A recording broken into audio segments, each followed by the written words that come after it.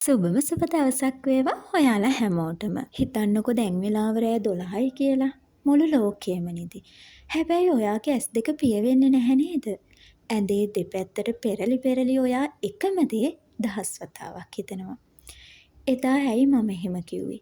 එයා මට එහෙම කළේ ඇයි? හෙට මොනවා වේද? මේ වගේ සිතුවිලි ගොඩාක් ඔයාගේ හිතේ තෙරපි තියෙනවා. දවල්ට hina වෙලා හිටියට රැට මේ සිතුවිලි නූල් පෝලයක් වගේ ඔයාගේ හිත පටලවනව නේද? මේක හරියට නතර කරන්න බැරි රේස් එකක් වගේ. මම දන්නවා ඒක කොච්චර අමාරුද කියලා. ඔයාට ඕනේ මේ හැමදේම නවත්තලා එක මොහොතක් නිදහසේ හුස්ම ගන්න. අද මම ඔයාගේ අතින් අල්ලලා ඒ හිර වෙලා ඉන්න තැනින් එළියට එක්ක යන්න තමයි මේ ලෑස්ති වෙන්නේ. හරි. අපි මෙහෙම පටන් ගමුකෝ. ඔයා හිතන්නකෝ ඔයා වතුර වීදුරුවක් අතේ තියාගෙන ඉන්නවා කියලා. මේ වතුර වීදුරුව විනාඩියක් විතර අල්ලන් ඉන්න එක ඔයාට මහලුකු බරක් නෙවෙයි නේද? හැබැයි ඔයාට ඒක පැයක් විතර අල්ලන් ඉන්න වුණොත් ඔයාගේ අත රිදෙන්න ගනී නේද? දවසක්ම අල්ලන් ඉන්න වුණොත් ඔයාගේ අත පණ නැති වෙලාම යයි. ඇත්තටම මේ වතුර වීදුරුවේ බර වෙනස් වුණේ නැහැ. හැබැයි ඔයා ඒක අල්ලගෙන හිටපු කාලය වැඩි වෙන්න ඒක ඔයාට ලොකු බරක් වුණා.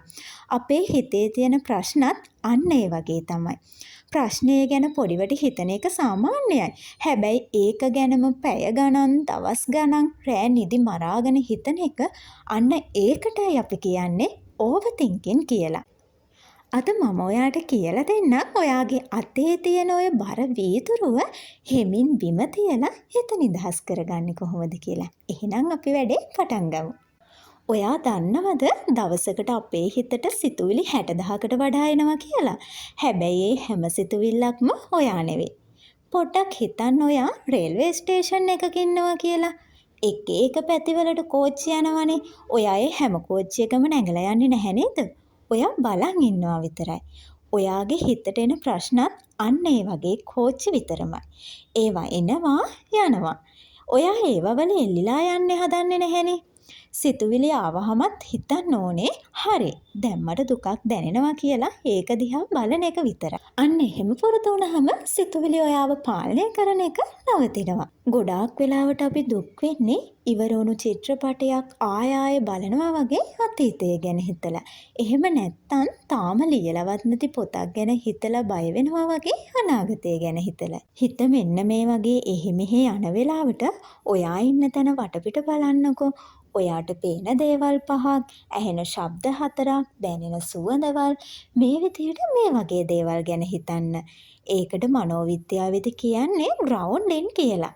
හරියට නතර කරන්න බැරි රේස් එකක් මැද බ්‍රේක් එකක් ගැහුවා වගේ වැඩක් තමයි මේක. මේකෙන් ඔයාගේ හිත අතීතයේ වගේම අනාගතයේ මිදලා දැන් ඉන්න තැනට එනවා. එතකොට ඔයාට දැනේ ඔයා ආරක්ෂිතයි කියලා. ගොඩක් වෙලාවට අපි ඕවර්තින්ක් කරන්නේ අපේ වැරදි ගැන හිතලා. මට එදා එක කරන්න තිබුණනේ. ඇයි මම මෙච්චර මෝඩ වුනේ? මේ වගේ සිතුවිලි ඔයාට එන්න පුළුවන්. පොඩ්ඩක් හිතන්නකෝ. ඔයාගේ හොඳම යාළුවෙක් අමාරුවක වැටුණත් ඔයා එයාට බනිනවද? නැහැ නේද? ඔයා එයාව බදාගෙන කමක් නැහැ. අපි මේක ගොඩ දාගමු කියලා කියනව නේද? එහෙනම් ඇයි ඔයා ඔයාටම බැනගන්නේ? අද ඉඳන් ඔයාගේ හොඳම යාළුවා ඔයා වෙන්නකෝ. වෙච්ච දේවල් වුණා. ඒ වෙලාවේ ඔයාගේ දැනුමේ හැටියට ඔයා කළේ හොඳම දේ. ඒ නිසා ඔයා ඔයාටම සමාව දෙන්න.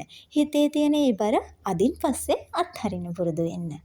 ඔයාගේ හිතේ තියෙන මේ සටන ඉවර කරන්න පුළුවන්නේ ඔයාටම විතරයි. ඉතින් අද මේ වීඩියෝ එක ඉවර කරන්න කලින් මට තව එක පොඩි දෙයක් ඔයාට කියන්න තියෙනවා. මේ වෙලාවේ ඉන්නේ ඔයා ගොඩාක් අඳුරු තැනක වුණත්, ඔයා ගොඩාක් තනි වෙලා වගේ දැනුණත් එක දෙයක් අමතක කරන්න එපා. අහසේ තරු ලස්සනටම පායන්නේ කළුම කළු අඳුරු රාත්‍රියක විතරමයි කියලා. ඔයාගේ ජීවිතේ මේ ගෙවෙන්නේ අඳුරු රාත්‍රිය වෙන්නේ නැති. හැබැයි ඒකෙන් අදහස් වෙන්නේ නැහැ ඔයාගේ ගමන එතනින් ඉවරයි කියලා. හෙට උදේට ඉර පායන එක කාටවත් නතර කරන්න බැහැ වගේමයි ඔයාගේ ජීවිතේ ආයෙත් ලස්සන වෙන එක කාටවත්ම නතර කරන්න බෑ. අද රැට නිදා ගන්න කලින් අර බර වේදරුව බිමින් තියලා ඔයාගේ හිතට මෙහෙම කියන්නකෝ මම අද උපරිම මහන්සි වුණා. දැන් මට විවේකයේ අයිතියි කියලා. එතකොට ඔයාගේ හිතට ගොඩාක් ලොකු සහනයක් දැනේ. ඉතින් අද වීඩියෝ එක ගැන ඔයා මොකද හිතන්නේ?